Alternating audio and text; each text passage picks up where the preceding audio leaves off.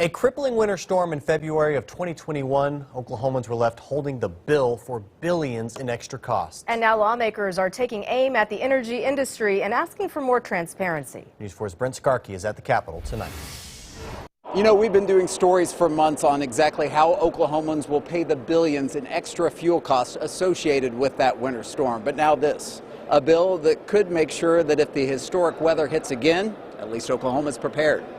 It cannot happen again. The weather event where we're stuck paying $5.5 billion of storm costs for multiple years, that cannot happen again. A spokesperson for AARP Oklahoma talking about the February 2021 winter storms. Oklahoma electric and natural gas utilities paying as much as 1,000 times cost for fuel and passing those costs on to the consumer. How do we fix the problem moving forward? Enter House Bill 3566, a piece of legislation that requires public utilities to submit annual emergency update plans and maintenance plans to the Corporation Commission. I have obligations that I need to do for the people. Representative Mark McBride of Moore introduced the bill. He says after initial pushback from the utilities, they've come to an agreement as the language is worked on for exactly what will be required and penalties for noncompliance. I'm elected to represent the people of Oklahoma, not shareholders.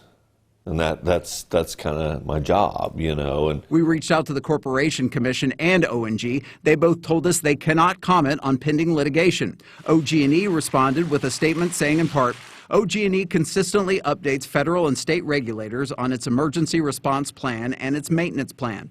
The utility is aware of the legislation and is working directly with the author of the bill to provide information and industry expertise. Make sure utility companies in Oklahoma are taking the necessary steps, taking what happened seriously, and working to prevent that type of thing from happening again in the future. Now, this bill would just be an emergency plan, but are there ways to make new laws to make sure 1,000 times costs are never again paid for in fuel in these situations? some things that I think that we could do to change, but I think it's going to be a conversation over a period of time. That bill should be up for debate sometime this week on the House floor. From the Capitol, Brent Skarkey, Oklahoma's News 4. Thank you, Brent. And customers have not started paying off the extra costs of the February 2021 storm because the plans are still tied up in court. AARP says government officials need to do more to look at who profited from the financial catastrophe and get some of that money back for ratepayers.